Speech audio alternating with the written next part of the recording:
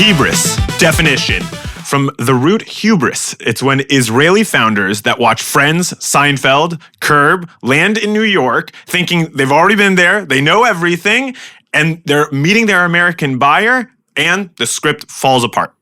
Yeah. So much to say about that. To me, when I actually hear the word Hebris, right? Because it's funny, in Hebrew, we actually, the word for hubris, right? In Hebrew is Hebris, right? Hebris, yeah. And in English, it's hubris, but I think it's actually better in Hebrew because there's kind of this Israeliness to it, right? Hebrew, hubris. Yeah. And so I think that's this new term that I've kind of coined in, at least when it comes to the go-to-market strategy that a lot of founders are putting on the table and trying to understand how they go to America and try to understand Americans and do it based off of their minimal cultural context and often fail. Of course, Sun, we've talked. Yeah. There's plenty of people who succeed as well and are able to get through the door, but that's not everything. What's your experience like with having to deal with founders, North American expansion, and when it comes to cultural nuance especially, what does that look like? I mean, I'm trying to understand where it comes from. And usually, we're talking with people that, they lead a company, they raise some money. Right. Obviously, you want to see them confident, right? But at the end of the day, it reminds me a scene from a movie. Sure. I love it. Which movie? Limitless with Bradley Cooper. I was going to say, isn't that but that's an old movie. It's like, I don't know, 2014? I was going to say, yeah, it's like 2011, 2012, yeah. So Robert De Niro is there. Right. He takes this NZT pill. Right. I was going to say it's the drug, right? Yeah, you get access to 100% of your brain. Yeah, right. And he's working with Robert De Niro. Yeah. He's a legendary investor. Of course. And they meet. And at some point, Bradley Cooper is super condescending because he's so smart. And Robert De Niro gets upset and he says this: "You do not know what I know because you have not earned those powers. Uh-huh. You're careless with those powers. Uh-huh. You fluent them and you throw them around like a brat with his trust fund. You haven't had to climb up all the greasy little rungs. You haven't had bored blind at the fundraisers. You haven't done the time and the first marriage to the girl with the right father." Uh-huh. I'm almost done. You think you can leap over all in single bound. You haven't had to bribe or charm or threat your way to the seat at the table. You don't know how to assess your competition because you haven't competed. Okay. And I like that last part too. You haven't competed. Yeah, and I feel like, come on, let's bring it down to Israel is like a Western country. Yeah. So is the US. Right. We speak English. Right. So at a good level. Yeah, it makes sense. Right. Also, English that's able to be understood, for the most part. Yes, we're able to communicate with them. It's not like you're talking with someone from Japan or China. Right. And at the same time, like you mentioned, we've all watched Friends, Seinfeld. Right. We've been to Manhattan. We have our spot, good enough to eat, and Right. sorry about all of that. Or you have that one cousin who lives in New York or in LA or Miami. I love the Fifth Avenue, all of that. So Right, at the of end of course. the day, you feel like you can do it. Right. It's tangible in a way. That you have that kind of cultural understanding. Yeah. Yeah. And then you get there, and do you think it works well? I wanted to ask you, what do you think when someone comes over with their broken English and we're more aggressive than the average American. Sure. And sometimes it's not working. Yeah. Because you bring your side of that's how it works to the table. And they're like, I'm going to write a post. I know a few people, we've got some Israeli communities in Manhattan. 100%. They'll help me out. Right. That's it. So that's Chabad, Yeah, that's where it meets me. Yeah. Because at the end of the day, I'm like, well, I've studied, lived and worked in the US for 5 years. Sure. I sometimes feel that there's a gap. Right. But it's very hard to communicate that. Right. So, but you also have actual professional experience in the US. You've been there, you've talked to Americans, you've lived there, you've had the experience. I always kind of tailor it back to we all know the concept when in Rome. Right? When in Rome, act as a Roman, right? Act as the Romans do, right? What do they do? Well, I don't know because they are 2,000 years ago. I really have no idea. I've been to Rome. I like it. Aperol Spritz, all about it. Pizza is great. Yes. But, when it comes to the U.S., right, we don't I think in Israel, the founders, they don't take that as a real understanding. As when I'm in America, act American. Not when I'm in America, speak English. That's a very different thing. And it's the same thing also when you come to Israel. As someone who's moved to Israel, I've been here almost 10 years now. It's the same idea. The most successful immigrants in Israel are often the people who try to become Israeli. Yeah, blend in. Right. Ones who learn the language, who go to Israeli schools, get Israeli jobs, work in the Israeli ecosystem, whatever it is. They're the ones who, in a sense, have an easier time here, right? And trying to move and navigate. And so that's in a sense, understood in Israel. But somehow it's like that transition from Israeli startup to American company. There's like this disconnect in the Israeli mentality of, hey, wait a second, just because I got my 5 units of English in high school, and just because I went abroad for, what is it, the kind of the community things, where it was the community, or something like that, or the community, went to Raman, the Rockies type of deal. I now know American mentality, which is totally wrong, because that's even American Jewish mentality, which is a whole different thing, but we can get into that. But American mentality, but you don't. And you would never tell an American, right, who's coming to Israel, oh yeah, you're going to be in a sense just fine here. Yeah, if you just speak Hebrew. Drive to Tel Aviv. No, it's right there. Turn right and yeah, exactly. Just go down the sea and make a right. No one would do that. Yeah. So we talked about how companies, founders, CEOs sometimes think they can skip those phases. They know, they understand. Right. As an American, when you see this today, or even in the past, before you moved to Israel, I don't know if you've met with Israelis before you moved into Israel. This combination of assertive, way too confident, my English is not the best, right? I'm not using the right words all the time or whatever. How does it really look from an American standpoint? What do they get when they're on a call and they experience this for the first time? And also, have you ever seen a situation where on a call you're like, oh my God, this is going to ruin everything? Yeah. Just because it didn't go through the American type of filter? Yeah, 100%. I mean, listen, having my work, as you know, is basically working with startups, taking them from Israel or abroad generally and bringing them to the North American markets, specifically in America.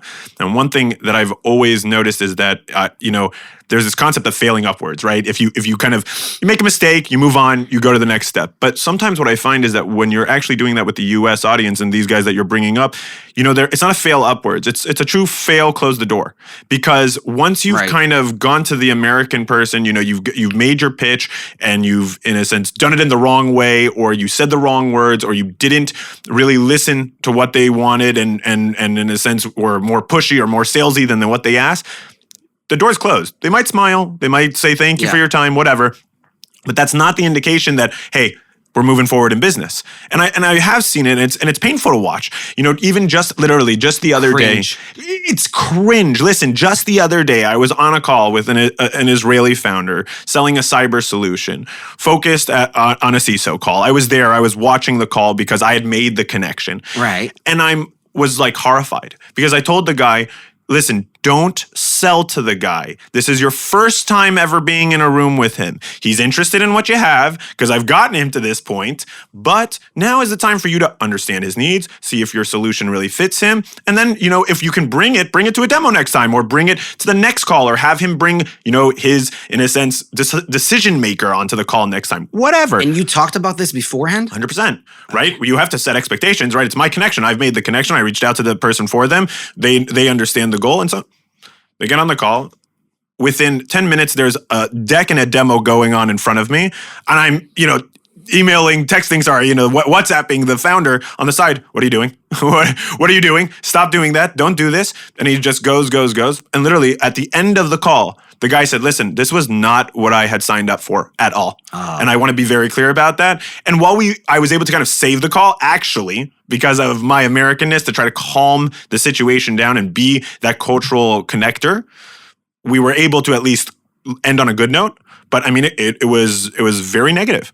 And, that to me is also very embarrassing because on one side, as an American go-to-market expert, it makes me look really bad because it makes me look like, in a certain sense, like, wow, I've just sold you a guy who's not even listening to you. Yeah, it doesn't make you look good. Right. And also it's like, at the same time too, it makes that person look very bad. It makes them look unprepared, makes them look like they're really just like a scammy salesperson. Right. And at the end of the day, it also puts a really bad name on Israeli technology and on Israeli founders because this reputation is in this guy's mind. This guy who we were specifically talking to was from Idaho.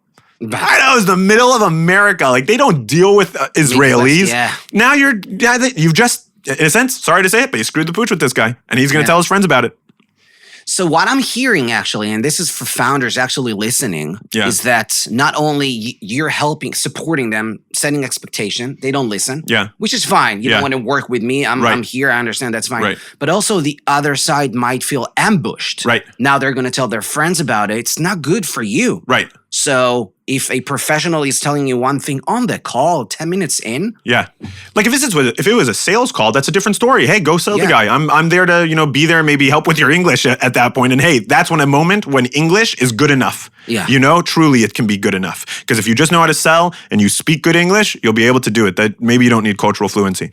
But go to market is so much beyond sales. Really, it's so much beyond sales. And I think that's often something too, where I get into gripes with a lot of Israeli founders because, partnership building and building out channel partners, distribution networks, people who will go to bat for you in America is so important. And that's actually the cultural language there beyond English. It's something that, in a sense, in America is a lot differently built also than it is in Israel, where, in a sense, hey, it's one giant kibbutz here. Everyone, in a sense, 3 degrees of separation from the president. All good. In America, it's not the same. Oh boy, this is Hebris 101. Yeah, exactly. Like you actually say one thing, and they, I'm trying to think what founders think. Okay, they jump on a call. Yeah, they have their consultant telling them don't do one thing. They're like, you're texting them in the middle. They don't value or respect that. Right. So that's exactly what we're talking about. Right. And listen, you have to decide what you're going to do at the end with those types of founders. Do you work with them or not? I mean, have you had similar situations? Yeah. I mean, you feel that in calls, it's not going to go as planned. You feel like, on discovery calls or those networking calls, so do we want to work together? You hear one thing, but when you get down to business, they'll be like, yeah, great. So that's what we're going to do. Just like you just said. Right. 10 minutes in, he thinks he knows what to do. Right. And he doesn't care about the rest of it. Exactly. So, and I'm like, where this is coming from. And that's exactly the point. Right. You need to try to, this is not, let's do kafeh shahor and close the deal. Right.